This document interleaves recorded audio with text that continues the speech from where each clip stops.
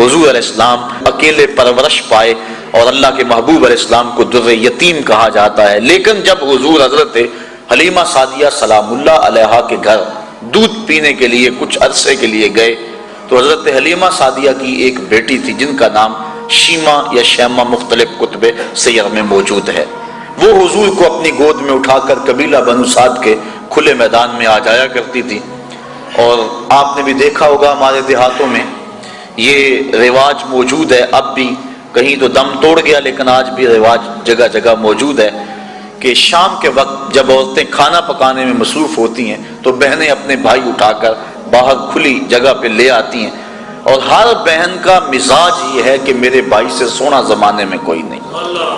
وہ ایک مفکر نے کہا ہے کہ خوبصورتی دیکھنے والے کی آنکھ میں ہوتی ہے. تو ہر بہن کا مزاج ہے، چاہے کالا کلوٹا کیوں نہ اس کا بھائی. اسی لیے چندہ ماموں کہا جاتا ہے نا، ہر بہن اپنے بھائی کو چاند کہتی ہے. جب بچیاں اپنے ویر لے کر قبیلہ بنو سعد کے میدان میں آتی تو ہر کوئی کہتی کہ میرے بھائی کا جوڑ نہیں.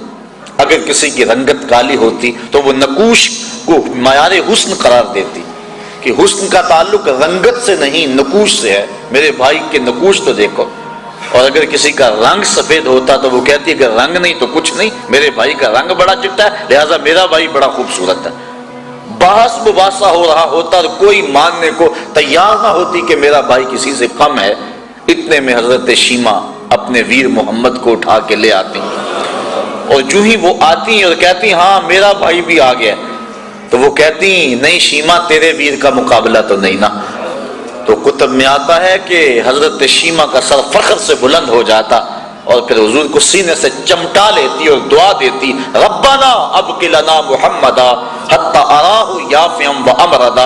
اے اللہ میرے ویر محمد کو سلامت رکھنا، اس کو شالہ نظر نہ لگے میرا ویر آج بچوں کا سردار ہے، کل میں اپنی آنکھوں سے دیکھوں کہ جوانوں کی بھی سرداری کرے.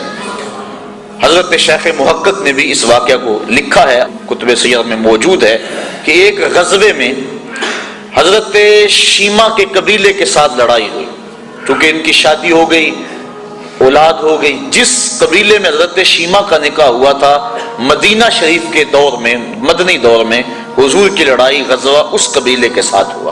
اس قبیلے کے کافی لوگ پکڑے گئے، گرفتار ہو گئے، کچھ قتل کر دیے گئے. گرفتار شدگان کو چھڑانے کے لیے عرب کے رواج کے مطابق وہ فدیے کی رقم اکٹھی کر رہے تھے کہ چلتے چلتے حضرت شیمہ کے گھر آئے. انہوں نے پوچھا یہ رقم تم کیوں اکٹھی کر رہے ہو، یہ فنڈ کس لیے اکٹھا کیا جا رہا ہے؟ انہوں نے بتایا کہ ایک شخص سے ہماری لڑائی ہوئی ہے جو ادعائے نبوت رکھتا ہے، مدینے میں اس کا بسیرا ہے، اتنے ہمارے بندے پکڑے گئے ہیں، ان کو چھڑانا ہے. کہا کیا نام ہے اس کا؟ کہا نام اس کا محمد ہے صلی اللہ علیہ وسلم. بس آنکھوں سے آنسو جاری ہو گئے. کہا اچھا اس نے تمہارے بندے پکڑے؟ کہا ہاں. کہا پھر رقم اکٹھی نہ کرو. کہا کیوں؟ کہا مجھے ساتھ لے چلو. کہا تو کیا کرے گی؟ کہا میں تمہارے بندے چھڑا کے لاؤں گی. کہا تو کیسے چھڑائے گی؟ کہا وہ میرا ویر لگتا ہے، وہ میرا بھائی لگتا ہے. قوم کے سردار ساتھ ہیں. حضرت شیمہ قوم کے سرداروں کو لے کر حضور کے خیمہ نوری کی طرف بڑھ رہی ہیں. یہ وہ وقت تھا جب ادب کی آیتیں اتر چکی ہیں، صحابہ ننگی تلواروں سے پہرا دے رہے ہیں. حضرت شیمہ اپنی قوم کے سرداروں کو لے کر اس خیال میں کہ میں اپنے بھائی کے پاس جا رہی ہوں بڑی تیزی سے آگے بڑھنا چاہا، لیکن پہرے داروں نے راستہ روک لیا، تلوار سونت دی. رک جائے دیہاتی عورت، جانتی نہیں آگے کوچہ رسول ہے، آگے تو بغیر اذن کے جبریل بھی نہیں جا سکتے، تم کون ہو؟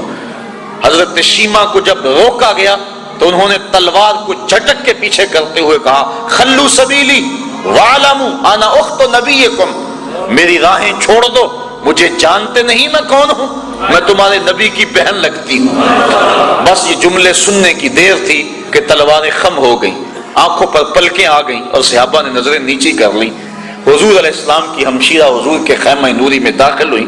آقا کریم نے جب دیکھا تو اٹھ کے استقبال کیا اور پوچھا بہن کدھر آئی ہو؟ عرض کی حضور آپ کے بندوں نے ہمارے لوگ پکڑ لیے ہیں، چھڑانے آئی ہوں. آقا فرمایا بہن تو نے زحمت کیوں گوارا کی، تو پیغام بھیج دیتی میں سارے چھوڑ دیتا. پھر حضور نے کچھ گھوڑے، چند جوڑے اور بہت سارا ساز و سامان دیا. جب بھائیوں کے دروازے پر بہن آئے تو بھائی خالی تو نہیں موڑا کرتے، اور پھر حضور رخصت کرنے کے لیے خود خیمہ پاک سے باہر آئے. صحابہ کی جماعت منتظر تھی. فرمایا صحابہ جب میں قیدی چھوڑا کرتا ہوں تم سے مشاورت کیا کرتا ہوں، آج پہلا موقع ہے میں نے مشورہ بھی نہیں کیا اور قیدی بھی چھوڑ دیے۔ کہا بندہ نواز جو چاہیں آپ کریں لیکن ارشاد تو کر دیں کہ آپ نے آج مشورہ ضروری کیوں نہیں سمجھا؟ فرمایا آج میرے دروازے پہ میری بہن آ گئی تھی۔ تو دنیا کے سامنے عملاً بہن کے وقار کو رکھا۔ جس معاشرے میں بیٹی کی توقیر نہیں تو اس معاشرے کو بیٹی کی توقیر سکھائی۔ بہن کی آبرو نہیں تھی، عملاً بہن کی آبرو لوگوں کے سامنے رکھی۔ سوتیلی ماں ترکے میں بٹتی تھی اور سکی ماں کی بھی عورت ہونے کے ناطے سے آبرو نہیں تھی، لیکن اللہ کے محبوب نے قولاً اور عملاً ماں کی آبرو لوگوں کے سامنے رکھی۔ الجنت تحت اقدام الامہات، جنت تو ماں کے قدموں کے سائے تلے، ماں کے قدموں تلے جنت بچھا دی۔ اور حضور نے عملاً لوگوں کے سامنے ماں کا پیار بیان فرمایا۔